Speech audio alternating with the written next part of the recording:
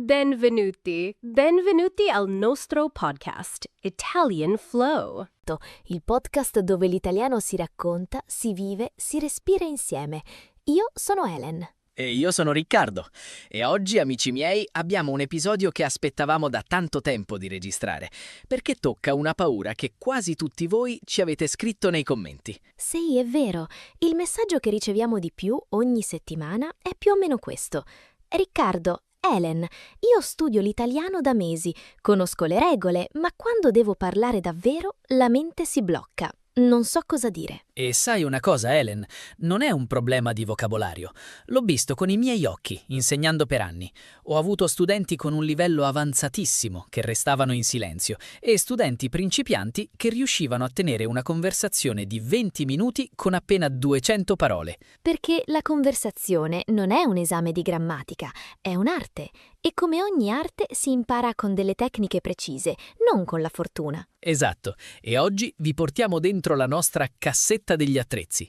Domande che aprono porte, frasi che comprano tempo, piccoli trucchi che usano anche gli italiani madrelingua, senza accorgersene. Alla fine di questo episodio, promesso, guarderete il silenzio con occhi diversi. E prima di iniziare, come sempre, un piccolo favore. Se questo podcast vi accompagna nel vostro viaggio con l'italiano, lasciateci un like, iscrivetevi al canale Italiano Narrato e attivate la campanella.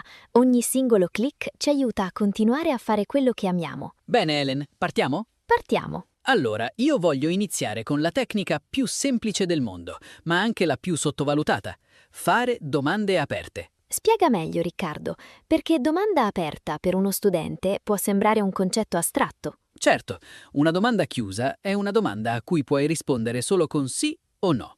Per esempio, ti piace il tuo lavoro? La persona risponde sì, e poi silenzio, palla morta. Rido. Palla morta, mi piace questa immagine. Invece, una domanda aperta obbliga l'altra persona a raccontare, a descrivere, a dare dettagli. Cosa ti piace del tuo lavoro? Guarda la differenza, non puoi rispondere con una parola sola. Ed è geniale perché funziona in due direzioni. Primo, ottieni più informazioni, più materiale per continuare a parlare. Secondo, e questo è quello che nessuno dice, tu stessa hai più tempo. Mentre l'altra persona risponde con una frase lunga, il tuo cervello può respirare, organizzare il prossimo pensiero. È come se la domanda aperta lavorasse per te 2 volte. Esatto, ed è un trucco che io uso anche nella vita reale, non solo in italiano. Quando conosco qualcuno a una festa e non so cosa dire, faccio sempre una domanda aperta. Funziona il 90% delle volte. E collegata a questa tecnica ce n'è un'altra bellissima: ripetere un pezzo della frase dell'altra persona. Ah sì, questo è oro puro. Immagina che qualcuno ti dica: la mia giornata è stata davvero pesante. Tu puoi semplicemente rispondere: pesante? Cosa è successo? Hai preso una parola della sua frase, l'hai rilanciata e hai già una domanda pronta. Ed è una cosa che facciamo anche noi italiani, in modo completamente naturale, senza pensarci.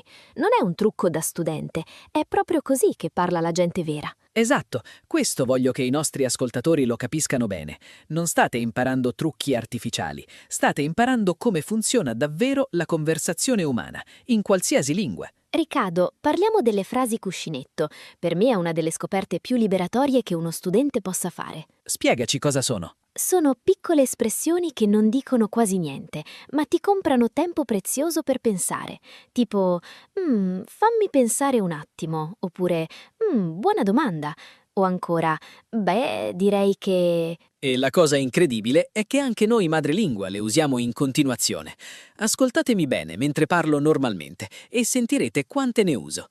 È vero, tu ne abusi un po'. Colpevole, ma il punto è questo: molti studenti pensano che una pausa sia un segno di debolezza, un errore da nascondere. Invece è il contrario. Una pausa gestita bene, con una frase cuscinetto, sembra naturale, sembra sicura di sé. Perché la differenza non è faccio una pausa o no. La differenza è riempio la pausa con qualcosa o resto in silenzio totale. Il silenzio totale mette ansia a chi ascolta. Una piccola frase cuscinetto, invece, dice sto pensando, resta con me un secondo. Bellissimo modo di dirlo, Helen. E questo mi porta a un punto che voglio sottolineare fortissimo. Le pause fanno parte della comunicazione naturale, non sono un difetto da eliminare, sono uno strumento da usare bene. Passiamo a un'altra idea che cambia tutto. Parlare di piccole cose. Sì, e qui devo confessare una cosa. Quando ho iniziato a insegnare pensavo che gli studenti dovessero imparare a discutere di filosofia, di politica, di argomenti seri per sembrare fluenti. Errore classico. Errore enorme, perché in Italia, come ovunque, le conversazioni vere nascono dal tempo, dal cibo, dalla giornata, dai piani per il weekend. Oggi fa davvero caldo, vero? Hai già pranzato? Hai qualche programma per stasera? Sono frasi piccolissime, quasi banali, ma sono la chiave che apre la porta. E aggiungo un'altra cosa che amo fare: condividere piccole informazioni personali. Non parlo di segreti, parlo di gusti, di stati d'animo semplici. Adoro la pasta al pesto, potrei mangiarla ogni giorno. Oppure, questa settimana sono un po' stanca, sto lavorando tanto. E lì l'altra persona ha subito un aggancio per rispondere, per fare una domanda, per condividere qualcosa di simile a lei. Perché la comunicazione non è una gara, Riccardo. Non dobbiamo dimostrare niente. Dobbiamo solo costruire un ponte con la persona che abbiamo davanti. Un ponte. Mi piace questa parola, la useremo ancora oggi. Un'altra barriera enorme per gli studenti: dire la propria opinione. Vero, molti hanno paura di sbagliare la struttura della frase e restano zitti, anche quando in realtà avrebbero qualcosa da dire. Ma basta davvero pochissimo. Secondo me, io penso che, per me, 3 inizi di frase brevissimi, facilissimi da ricordare e che aprono immediatamente uno spazio di conversazione. E qui arriviamo a uno dei messaggi più importanti di tutto l'episodio, forse il più importante in assoluto. Non dobbiamo avere paura dei nostri errori. Dillo forte, Riccardo, perché questo lo devono sentire tutti. Il silenzio è molto peggio dell'errore. Molto, molto peggio. Se sbagli un verbo, l'altra persona capisce comunque il messaggio, ma se resti in silenzio per paura, quel messaggio non arriva mai. È come andare in palestra. I muscoli crescono se li usi, non se li guardi da lontano. Esatto, e la lingua funziona esattamente allo stesso modo. Ogni volta che parli, anche solo per 2 minuti, stai migliorando, anche se non te ne accorgi. E c'è un'altra cosa da ricordare sempre. Una conversazione è una strada a 2 direzioni. Non sei tu che devi portare tutto il peso da solo. L'altra persona ha il 50% del compito. Se fai una domanda, l'altra persona risponde. Se condividi qualcosa, l'altra persona dice la sua. Non è un monologo, è uno scambio. E questo riduce tantissimo la pressione. Non servono 100 idee, ne bastano 3 o 4 e da lì la conversazione si muove praticamente da sola. Voglio fare un esempio concreto, perché le teorie sono belle, ma gli esempi restano in testa.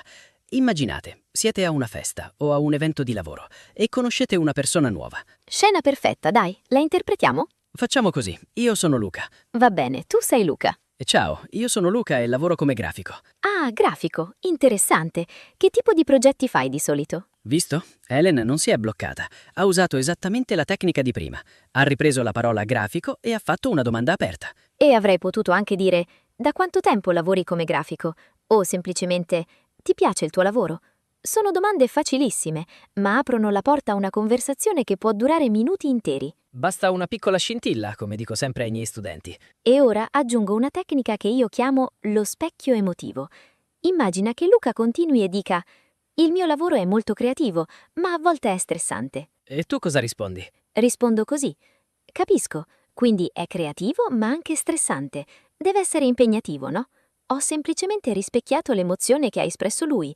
Lui si sente ascoltato, capito?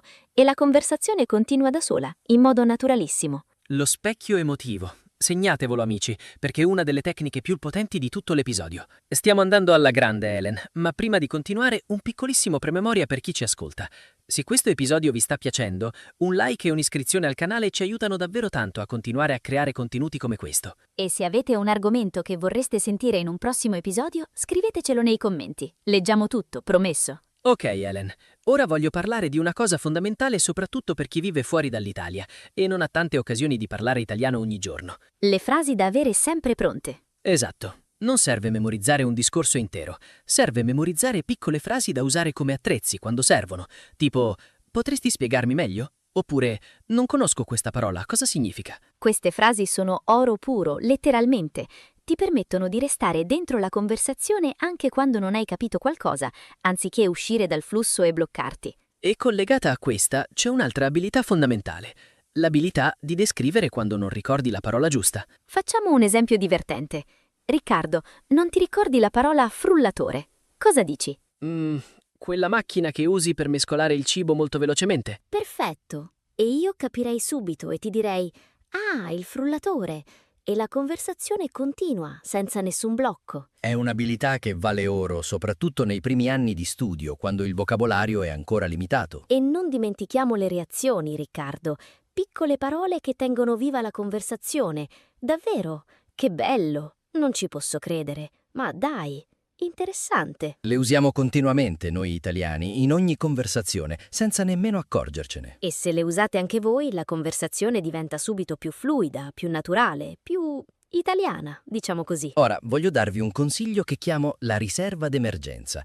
Preparate mentalmente 3 o 4 argomenti universali che potete usare in quasi ogni situazione. Tipo? Il cibo che preferisci, un film o una serie che ti piace, il tuo lavoro o i tuoi studi, un viaggio che hai fatto. Se avete sempre questi 4 argomenti pronti in testa, non resterete mai completamente senza parole. È come avere sempre una torcia in macchina.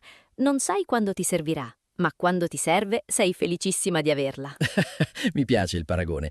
E collegato a questo, voglio dire una cosa che pochissimi insegnanti dicono. Non serve parlare veloce. Anzi, parlare lentamente è un vantaggio enorme per chi sta imparando. Ti dà tempo per pensare, per evitare errori, per costruire frasi più chiare. E nessuno si arrabbia se parli più lentamente. È completamente normale. Anche noi, quando parliamo in una lingua straniera, rallentiamo naturalmente. È un comportamento umano, non un segno di debolezza. E questo mi porta al punto centrale di tutto l'episodio, quello che vogliamo davvero che vi resti in testa. Parlare non significa essere perfetti. Parlare significa comunicare, significa creare un ponte, significa condividere qualcosa di voi con qualcun altro. Se sbagliate un verbo, se sbagliate un articolo, non succede assolutamente niente. L'obiettivo non è la perfezione, è la comunicazione. E prima parlate, prima diventate fluidi. La pratica è la vostra migliore amica, non la vostra nemica. Helen, prima di andare avanti con altre tecniche, voglio proporre un piccolo esercizio che i nostri ascoltatori possono fare ogni giorno. Dimmi. Semplicissimo. Scegliete un oggetto nella vostra stanza in questo momento e descrivetelo ad alta voce per 1 minuto intero. Solo 1 minuto. Basta 1 minuto. Il colore, la forma, dove l'avete comprato, perché vi piace. Questo esercizio allena la mente a pensare direttamente in italiano, senza passare dalla traduzione. È un allenamento perfetto e lo dico da chi lo consiglia sempre ai propri studenti.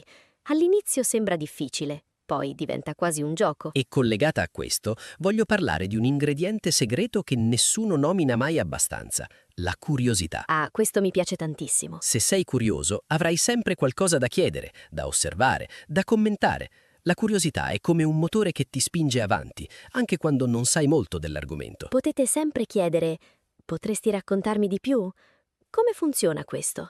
Perché ti piace tanto? Le persone amano parlare delle cose che conoscono e questo crea conversazioni lunghe, naturali, senza sforzo. Helen, parliamo ora di una tecnica che amo particolarmente: collegare quello che dice l'altra persona a qualcosa della propria esperienza. Anche una cosa piccolissima funziona benissimo. Se qualcuno dice «sto imparando a cucinare piatti italiani», tu puoi rispondere «ah, anch'io ho provato a cucinare un piatto italiano la settimana scorsa», oppure «anche a me piace cucinare, anche se non sono bravissima». Non serve una storia complicata, basta un collegamento, anche minuscolo, per continuare naturalmente. E questo è un punto fondamentale per chi studia una lingua straniera. Molti pensano «non ho abbastanza esperienza per parlare di questo». Ma non è vero, si può parlare anche delle cose più semplici della vita quotidiana. Se qualcuno parla di lavoro stressante, tu puoi dire: il mio lavoro è diverso, ma anche io ho giornate pesanti. Non stai cambiando argomento, stai costruendo un ponte. E ricordate, non serve avere una risposta perfetta. A volte basta una reazione semplice. Ah, capisco. Sì, è vero. Succede anche a me, sono frasi piccolissime, ma mantengono viva la connessione. Molti studenti si preoccupano di dire cose intelligenti, profonde, ma la verità è che la maggior parte delle conversazioni quotidiane è fatta di scambi piccoli e veloci. È più importante essere presenti che essere brillanti. E aggiungo le domande di follow-up. Se qualcuno dice «mi piace andare a correre la mattina», tu chiedi «ah, davvero? Ogni quanto corri?» o «preferisci correre da sola o con qualcuno?» È come spingere una palla che si sta già muovendo. Serve pochissima energia per farla continuare. Helen, c'è un'altra strategia che uso moltissimo. Notare i dettagli intorno a me. Fammi un esempio. Se sei a una festa, la musica è molto bella, vero? O mi piace questa casa, è così luminosa. Se sei in un bar, questo caffè ha un profumo incredibile. Sono frasi semplici, ma danno all'altra persona la possibilità immediata di rispondere. E non serve essere originali. Gli italiani parlano moltissimo di cose semplici. Il tempo, il cibo, la musica, il traffico, il lavoro, la famiglia sono argomenti universali e per chi studia italiano sono perfetti, perché sono facili e conosciuti da tutti. E voglio aggiungere una cosa importante. Non ignorate il linguaggio del corpo. Anche se la conversazione è fatta di parole, il corpo comunica tantissimo. Quando siete rilassati, quando sorridete, quando guardate l'altra persona negli occhi, tutto diventa più facile. Se siete rigidi e tesi, anche le parole diventano più difficili da trovare. Ma se vi rilassate, il cervello lavora meglio. E ricordate, anche noi italiani a volte non sappiamo cosa dire. Non siete soli in questo. Ellen, voglio parlare di un mito da sfatare. Bisogna conoscere un vocabolario enorme per parlare bene. Falso, falsissimo. Potete comunicare tantissimo con parole semplici. Invece di dire è affascinante, potete dire è molto interessante. Invece di è complicato, potete dire è difficile.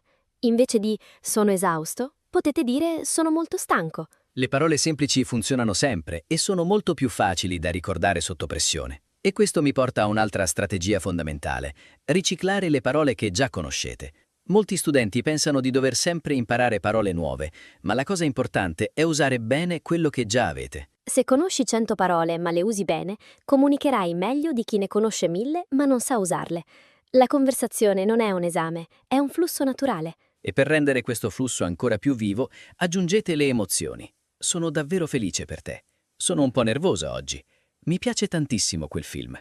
Le emozioni danno colore alle parole, anche a quelle più semplici. E quando usate emozioni, l'altra persona risponde con più energia e questo crea un ritmo più fluido. Riccardo, parliamo delle frasi jolly, quelle che funzionano praticamente ovunque. Sì, queste le adoro. È una bella domanda. Non ci avevo mai pensato. Puoi ripetere, per favore? Hai ragione. Non sono sicuro, ma penso che... Sono frasi salvavita, letteralmente, perché vi permettono di restare dentro la conversazione anche quando non siete sicuri al 100% di quello che volete dire. E voglio dire una cosa che considero fondamentale. La conversazione non deve essere perfetta, deve essere piacevole. Le persone non cercano la perfezione, cercano connessione, simpatia, naturalezza. Se fate un piccolo errore con un verbo, nessuno smetterà di parlarvi. Anzi, a volte gli errori creano momenti divertenti che rendono la conversazione ancora più bella e memorabile. L'importante è non bloccarsi, non fermarsi per correggere ogni piccola cosa. Andate avanti, lasciate fluire. E proprio perché vogliamo aiutarvi a lasciar fluire la conversazione, un piccolo promemoria. Se questo episodio vi sta aiutando, mettete like, iscrivetevi al canale Italiano Narrato e attivate la campanella. Ci aiuta davvero a crescere. Grazie Riccardo. Ora voglio passare a una delle mie tecniche preferite in assoluto. Fare osservazioni positive. Dimmi. Mi piace molto la tua energia. È bello parlare con te. Che bella storia. Anche osservazioni semplicissime fanno sentire l'altra persona più aperta, più tranquilla. E se l'altra persona è tranquilla, anche la conversazione diventa più facile per te. La comunicazione è uno scambio di emozioni, non solo di parole. Assolutamente. E un'altra tecnica utile è riassumere quello che l'altra persona ha detto. Non serve farlo perfettamente. Basta qualcosa come «quindi, se ho capito bene» o «in pratica stai dicendo che...» Questo mostra che siete davvero presenti nella conversazione e dà all'altra persona la possibilità di continuare a spiegare, di aggiungere dettagli. È una strategia potentissima e non richiede parole difficili. E ora voglio parlare di una cosa che nessuno spiega mai agli studenti. È normale avere momenti di silenzio. Davvero, succede anche tra italiani, spessissimo. Non è un segno di fallimento o di mancanza di idee. È solo un piccolo momento in cui entrambe le persone pensano. E sapete cosa? A volte quei momenti sono perfetti per fare una domanda semplice e naturale. Come «E tu cosa ne pensi?» o «Com'è stata la tua giornata?» Il silenzio non è un nemico, è uno spazio che potete riempire con calma, senza panico. E i silenzi possono anche diventare un'opportunità per osservare la situazione intorno a voi. Un quadro, una luce, un colore, una persona che passa, la musica. Le conversazioni nella vita reale nascono spesso da dettagli casuali. Non dovete inventare nulla, basta osservare quello che avete davanti. Ellen, voglio proporre un altro esercizio pratico che i nostri ascoltatori possono fare oggi stesso. Dimmi come funziona. Scegliete un argomento molto semplice, il vostro cibo preferito, la vostra città, il vostro lavoro. Poi parlate da soli ad alta voce per 1 minuto intero, senza fermarvi. Non importa se fate errori, non importa se ripetete le stesse parole 2 o 3 volte. L'obiettivo è abituare la mente a parlare senza bloccarsi. È un esercizio potentissimo per sviluppare la fluidità, molto di più di quanto sembri all'inizio. E questo mi porta a un'altra strategia fondamentale: come prepararsi mentalmente prima di una conversazione reale. Perché credetemi, la conversazione non inizia quando aprite la bocca, inizia molto prima, nella vostra mente. Allora, come dicevo, la conversazione inizia nel modo in cui ci prepariamo internamente. Una delle cose più importanti è non entrare in una conversazione con l'idea di dover essere perfetti. Questa aspettativa crea tensione e la tensione blocca le parole. Provate invece ad entrare con curiosità, non con la pressione dell'esame. Ditevi: sono qui per scoprire qualcosa, non per superare una prova. Questo semplice cambio di mentalità rende tutto più leggero. E un altro modo per prepararsi è immaginare piccole situazioni possibili. Se sapete che incontrerete qualcuno nuovo, immaginate come direte ciao, come parlerete del tempo, come farete una domanda semplice. È come fare stretching prima di correre. Non vi rende perfetti, ma vi rende più fluidi, più rilassati. E sapete qual è un altro trucco che funziona tantissimo? Parlare con se stessi. Sembra strano detto così. Lo so, ma è una tecnica usata da tantissimi studenti di lingue. Potete descrivere quello che state facendo anche nelle attività quotidiane. Adesso preparo il caffè. Oggi mi sento un po' stanco. Mi piace questa musica. Sono frasi semplicissime, ma allenano la lingua senza stress. E quando poi parlerete con un'altra persona, il cervello sarà già caldo, già attivo, e sarà molto più facile non restare senza parole. E un altro modo per prepararsi è ascoltare tanto italiano. Podcast, video, dialoghi brevi. Più ascoltate, più idee avrete per conversare. Ogni volta che ascoltate qualcuno parlare italiano, state riempiendo il vostro serbatoio di conversazione. Così, quando vi trovate in una situazione reale, non partite da zero. Un concetto importante, Helen. Non dovete creare tutto da zero ogni volta che parlate. Le conversazioni sono fatte di modelli ripetuti. Pensateci, quando incontrate qualcuno dite «Ciao, come stai?». Quando qualcuno vi racconta una novità dite «Che bello!» o «Davvero?». Quando qualcuno vi parla di un problema dite «Mi dispiace». Non serve inventare cose nuove ogni volta, bastano alcune frasi base da usare come punti di partenza. Questo elimina tantissimo stress. E collegato a questo c'è una strategia avanzata, ma in realtà semplicissima: riconoscere i temi ricorrenti. In quasi tutte le conversazioni quotidiane gli argomenti sono simili: lavoro, studio, famiglia, tempo libero, viaggi, cibo. Se avete qualche frase pronta per questi temi, non resterete mai senza niente da dire. Sul cibo, per esempio, mi piace cucinare piatti semplici. Amo la pizza. Non so cucinare molto bene, ma ci provo. E non dovete aspettare l'argomento perfetto per iniziare a parlare. A volte le conversazioni migliori nascono da una frase semplicissima. Hai visto quel film? Hai avuto una settimana impegnativa? Ti piace questa musica? Non serve essere brillanti, serve solo rompere il ghiaccio. Il resto arriva da solo, seguendo il ritmo dell'altra persona. E parlando di ritmo, c'è una cosa fondamentale: non interrompere troppo presto il flusso della conversazione. A volte gli studenti rispondono con frasi troppo brevi. Sì, no, forse. Ma queste risposte bloccano tutto. È meglio aggiungere sempre almeno una piccola frase in più. Sì, anche a me piace. Oppure no, non molto, però mi interessa. Questo mantiene il ritmo vivo e invita l'altra persona a continuare. È come passare la palla in una partita. Non potete semplicemente fermarla, dovete rimandarla indietro. E collegato a questo c'è una tecnica che io chiamo microstorie, che è davvero efficace. Una microstoria è una piccola esperienza, anche brevissima, raccontata in 1 o 2 frasi. Fammi un esempio. L'altro giorno ho provato una nuova ricetta. Una volta ho viaggiato in treno tutta la notte. La settimana scorsa ho iniziato un nuovo hobby. Non serve raccontare una storia lunga, anche un piccolo dettaglio dà la possibilità all'altra persona di rispondere. E un'altra cosa che aiuta moltissimo è mostrare interesse in modi semplici. Annuire, dire capisco, dire davvero interessante. Queste piccole reazioni fanno sentire l'altra persona ascoltata. E quando qualcuno si sente ascoltato, parla di più. e quando l'altra persona parla di più, anche voi avete più materiale per continuare. Helen, voglio affrontare adesso una delle paure più grandi degli studenti, la paura di sbagliare. Tutti pensano, se sbaglio, cosa penserà l'altra persona di me? Ma la verità è che la maggior parte delle persone non si accorge nemmeno degli errori e anche quando se ne accorge non giudica, anzi spesso apprezza lo sforzo. Parlare una lingua diversa dalla propria è un atto di coraggio oltre che di intelligenza. Ogni errore è un passo avanti, non un fallimento. E gli errori possono anche diventare parte della conversazione stessa. A volte fanno ridere, a volte creano connessione, a volte permettono all'altra persona di spiegarti una parola in modo semplice. Il segreto non è evitare gli errori, è imparare a non fermarsi quando accadono. Se sbagliate una parola, continuate a parlare. La fluidità è più importante della perfezione. E c'è un'altra strategia che nessuno insegna mai, ma che è potentissima: usare la descrizione quando non conoscete una parola. Se non ricordate cacciavite, potete dire quella cosa che si usa per girare le viti. Se non ricordate coltello, potete dire quello che usi per tagliare il cibo. Questo vi permette di continuare la frase senza bloccarvi e nella maggior parte dei casi l'altra persona capirà subito. E questa tecnica è esattamente quello che fanno anche i madrelingua quando non ricordano un termine tecnico. Nessuno si ferma, nessuno si preoccupa. La comunicazione va avanti. E a proposito di andare avanti, c'è un'altra cosa che aiuta tantissimo: fare piccoli commenti emotivi. Che bello! Oh, ma davvero? Wow! Queste parole brevi non richiedono grammatica complessa, ma aggiungono energia alla conversazione. Fanno sentire l'altra persona motivata a continuare. Le conversazioni non sono solo logiche, sono emotive.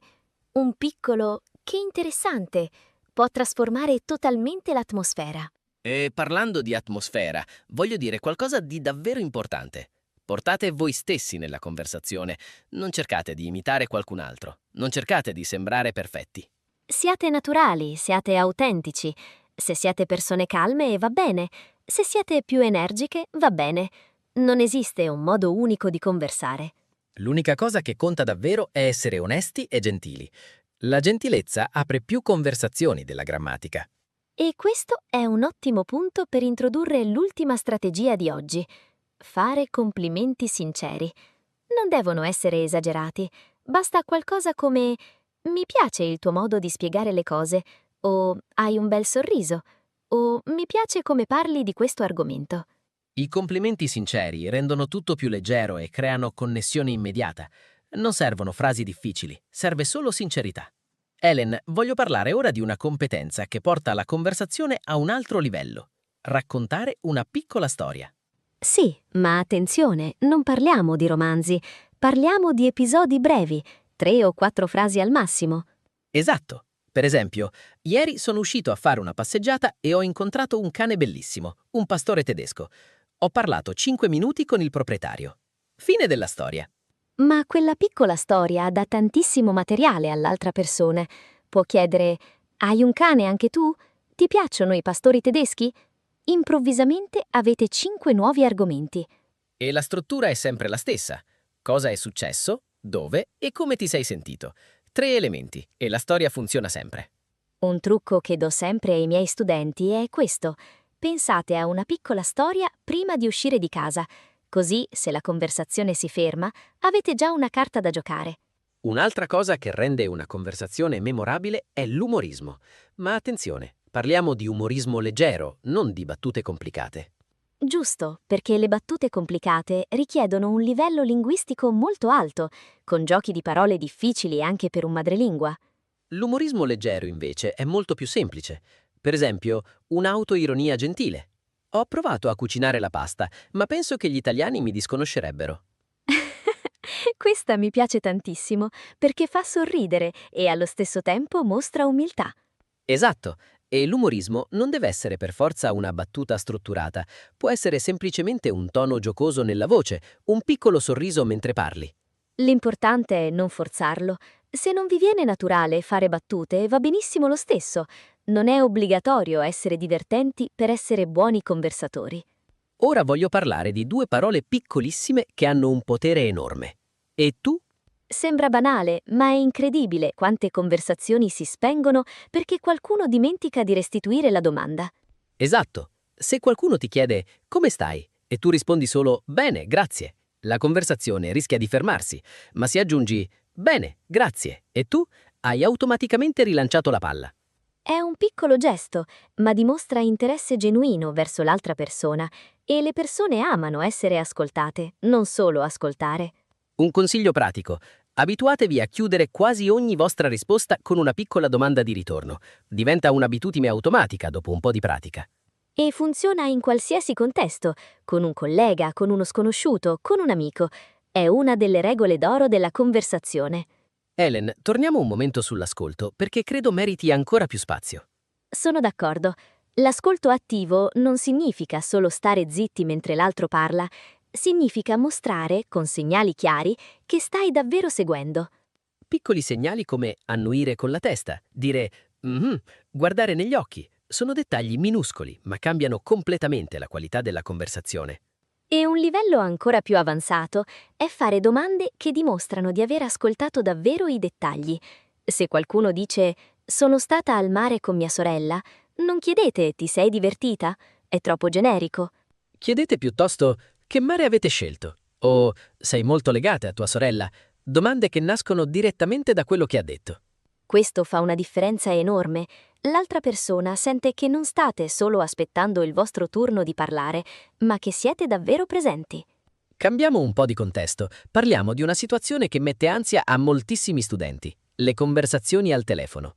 Ah, questa è una vera sfida, perché al telefono non avete il linguaggio del corpo ad aiutarvi, solo la voce. Esatto. Per questo il telefono sembra più difficile, ma ci sono trucchi. Primo, parlate un po' più lentamente del solito, e va benissimo.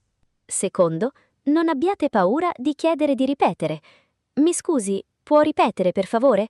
È una frase perfettamente normale. La usano tutti, anche i madrelingua, quando la linea è disturbata. E terzo, preparate mentalmente lo scopo della chiamata prima di comporre il numero. Se sapete cosa volete dire all'inizio, il resto viene più facilmente. Un consiglio in più. Se dovete prenotare un tavolo o un appuntamento, scrivete prima le parole chiave su un foglietto. Non è vietato, anzi, è molto intelligente. Restiamo sul tema pratico. Parliamo di conversazioni con sconosciuti, in contesti di servizio, al bar, nel negozio, in farmacia.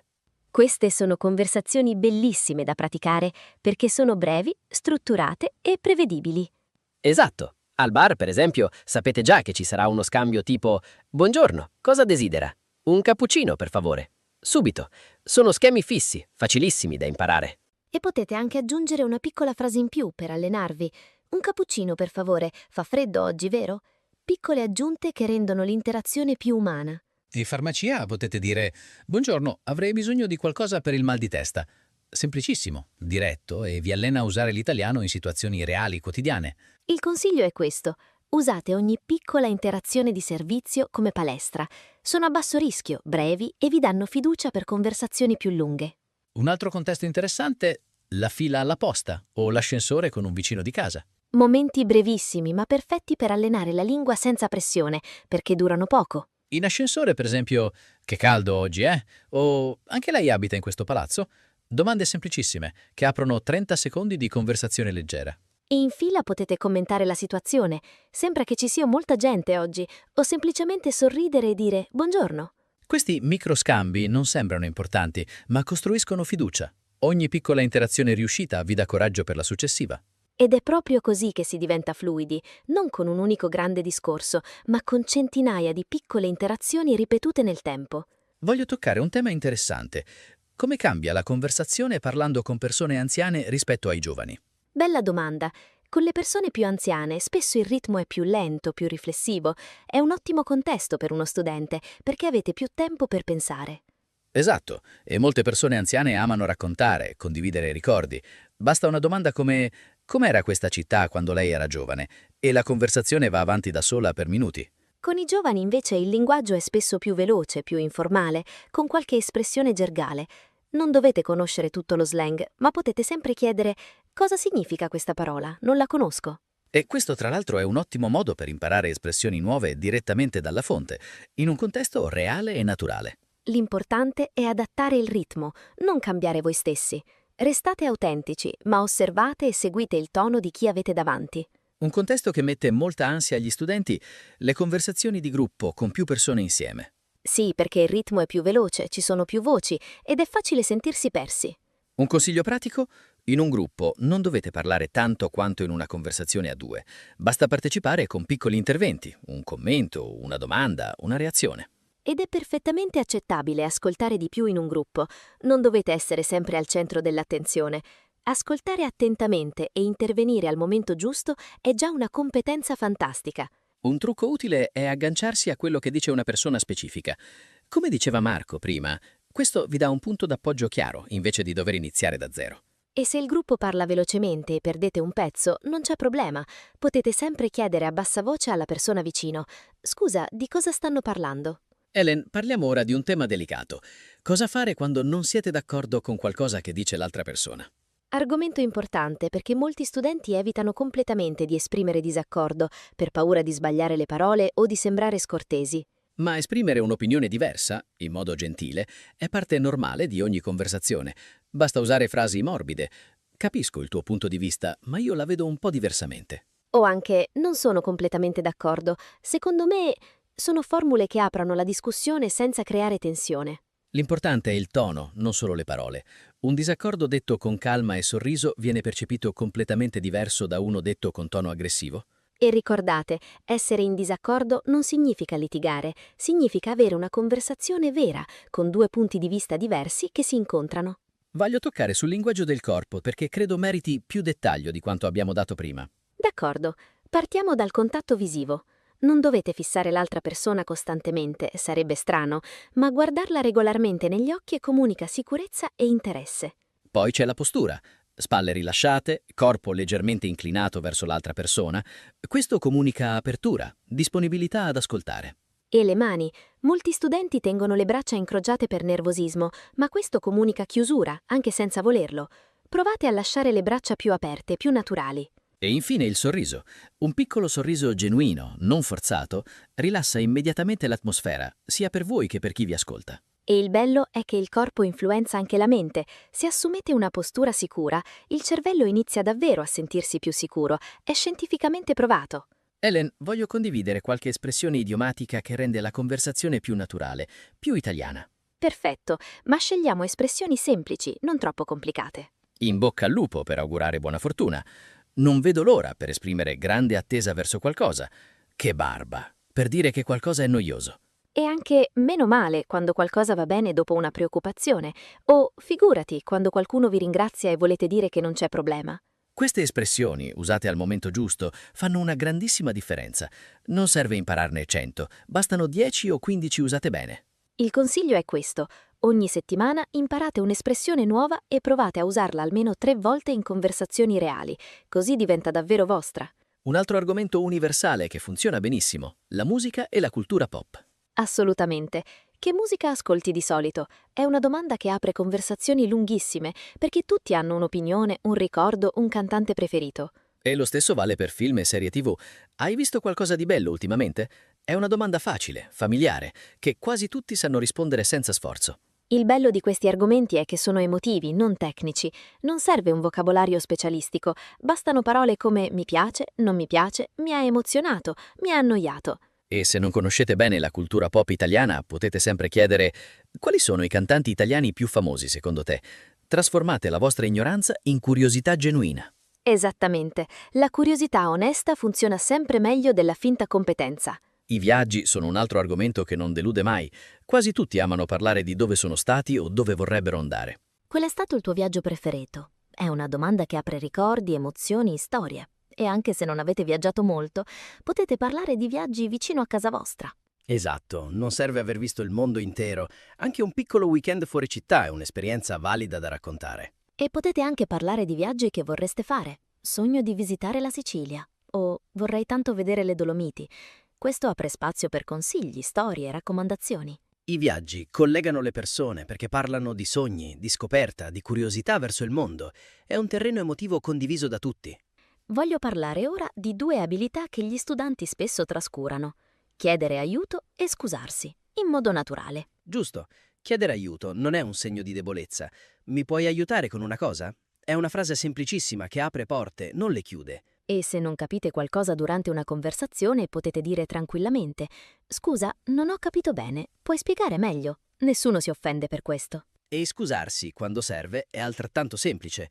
Scusa il ritardo. Mi dispiace, ho sbagliato. Frasi corte, dirette, che gli italiani usano continuamente nella vita quotidiana. E il segreto è non complicare queste frasi. Non serve una scusa elaborata o una spiegazione lunghissima. Poche parole sincere bastano sempre. Parliamo ora di un contesto molto pratico. Il ristorante. Ordinare, chiedere consigli, chiacchierare con il cameriere. Bellissimo contesto, perché ha uno schema molto prevedibile. Buonasera, avete un tavolo per due? Cosa mi consiglia? Vorrei un'acqua naturale, per favore. E potete sempre aggiungere piccole domande in più. Qual è il piatto tipico della zona? Questo apre una conversazione con il cameriere, non solo un ordine meccanico. E se non capite qualcosa nel menù, non abbiate paura di chiedere: «Cos'è questo piatto? Cosa contiene?» È normalissimo. Lo fanno anche gli italiani in un ristorante che non conoscono. Alla fine un semplice «era tutto buonissimo, grazie» chiude l'esperienza in modo caloroso e spesso apre un piccolo sorriso da parte del cameriere. Un contesto un po' più formale ora. Il networking professionale, le conferenze e gli eventi di lavoro. Qui il tono cambia leggermente, più educato, ma le tecniche restano identiche. Di cosa ti occupi? È la domanda aperta perfetta per iniziare. E collegare la propria esperienza resta fondamentale. Anche io lavoro in un campo simile. Oppure, interessante, come sei arrivato a fare questo lavoro? In contesti professionali, un buon complimento sincero funziona benissimo. Il tuo intervento è stato molto interessante. Apre subito una connessione naturale. E alla fine di una conversazione professionale potete sempre dire: «È stato un piacere parlare con te. Restiamo in contatto». Una chiusura semplice, elegante, che lascia una buona impressione. Voglio affrontare un problema che blocca tantissimi studenti: la traduzione mentale continua dalla propria lingua all'italiano. Sì, questo è un ostacolo enorme. Quando traducete parola per parola nella vostra testa, il cervello lavora il doppio e la conversazione rallenta moltissimo. Il consiglio è questo: iniziate a pensare direttamente in italiano, anche per cose piccolissime. Guardando un oggetto, pensate subito il nome in italiano, non nella vostra lingua. E quando non trovate una parola esatta nella traduzione, non fermatevi a cercarla. Usate un sinonimo semplice o descrivete il concetto, come abbiamo detto prima. Con il tempo la traduzione mentale diminuisce naturalmente. Non è un interruttore che si accende da un giorno all'altro, è un processo graduale, ma reale. E l'esercizio dell'oggetto nella stanza, di cui parlavamo prima, è proprio per questo. Allena il cervello a pensare direttamente in italiano. Helen, voglio parlare di un'ultima idea prima di chiudere. La conversazione non finisce quando finisce l'incontro. Bellissimo punto. Se conoscete qualcuno e la conversazione va bene, potete ricordare piccoli dettagli per la prossima volta. L'ultima volta mi avevi detto che stavi imparando a suonare la chitarra. Come va? Questo dimostra attenzione reale e rende ogni conversazione successiva più profonda, più naturale, perché costruite su quello che avete già condiviso. È come costruire una casa mattone dopo mattone. Ogni conversazione aggiunge qualcosa e con il tempo la relazione diventa più forte, più facile. E questo vale anche per la lingua stessa. Ogni conversazione, anche breve, aggiunge un mattone alla vostra fluidità. Non dovete costruire tutto in un giorno. Esatto, la pazienza è una parte fondamentale di questo viaggio, tanto quanto le tecniche di cui abbiamo parlato oggi. Bene, Helen, siamo arrivati a un punto bellissimo. Prima di chiudere davvero, voglio fare un riepilogo completo di tutto quello che abbiamo condiviso oggi. Ottima idea, così i nostri ascoltatori hanno tutto ben chiaro in mente. Partiamo dalle domande aperte, che invitano risposte lunghe invece di sì e no. Le frasi cuscinetta, che vi danno tempo per pensare senza sembrare bloccati. Le piccole cose, come il tempo, il cibo, la giornata, che sono argomenti universali e sempre disponibili. Le opinioni semplici, secondo me, penso che aprono spazio senza bisogno di grammatica complicata. E soprattutto non avere paura degli errori, perché il silenzio è sempre peggio di uno sbaglio. Le microstorie, le domande di follow-up, lo specchio emotivo, i complimenti sinceri, l'ascolto attivo e poi i contesti pratici, al telefono, al ristorante, in fila, con sconosciuti, con persone di ogni età. E infine la preparazione mentale, entrare in ogni conversazione con curiosità, non con la paura della perfezione. Parlare con se stessi per allenarsi, ascoltare tanto italiano per riempire il proprio serbatoio. È tantissimo materiale, lo so, ma non dovete usarlo tutto insieme. Scegliete una o due tecniche questa settimana, praticatele e poi aggiungetene altre. Esatto, la fluidità non arriva tutta insieme, arriva un pezzo alla volta, conversazione dopo conversazione. E siamo davvero arrivati alla fine di questo episodio lunghissimo, ma spero pieno di valore per voi. Prima di salutarvi, voglio dirvi una cosa dal cuore. Parlare una lingua non è una gara, è un viaggio, fatto di piccoli passi, di errori, di sorrisi, di momenti di silenzio che imparate ad accogliere invece di temere. Ogni tecnica di cui abbiamo parlato oggi, le domande aperte, le frasi cuscinetto, le microstorie, lo specchio emotivo, i complimenti sinceri, l'ascolto attivo, tutte insieme costruiscono qualcosa di molto più grande, la vostra fiducia nel parlare italiano. E la fiducia, alla fine, è la cosa più importante di tutte, più delle regole grammaticali, più del vocabolario perfetto. Se vi bloccate, se vi mancano le parole nel momento sbagliato, respirate, sorridete e riprovate. Succede anche ai migliori, succede anche a noi ogni tanto, in ogni lingua. L'importante è non smettere mai di provarci. Ogni parola che dite, giusta o sbagliata che sia, è un passo avanti sulla strada della fluidità. Se questo episodio vi è stato utile, davvero, vi chiediamo di mettere like, iscrivervi al canale Italiano Narrato e attivare la campanella. È un piccolo gesto per voi, ma per noi significa moltissimo. Ci aiuta a crescere, a raggiungere altri studenti come voi, in ogni parte del mondo, e a continuare a creare episodi come questo, pensati con cura, per accompagnarvi passo dopo passo. E se volete un episodio dedicato a un tema particolare, scrivetecelo nei commenti. Li leggiamo tutti, uno per uno, e spesso nascono proprio da lì le idee migliori. Grazie di cuore per essere stati con noi oggi, fino all'ultimo minuto. Speriamo davvero che queste strategie vi aiutino a non restare mai più senza niente da dire. Con un po' di pratica, un po' di pazienza e un po' di curiosità, le vostre conversazioni miglioreranno in modo naturale, giorno dopo giorno. E ricordate, parlare è una delle cose più belle che possiamo fare per connetterci con gli altri. Continuate a farlo, ogni singolo giorno, senza paura. Alla prossima, amici di Italiano Narrato! E ricordate, l'italiano si impara parlandolo. Non abbiate paura. Fate il primo passo. Noi siamo qui per accompagnarvi. A presto!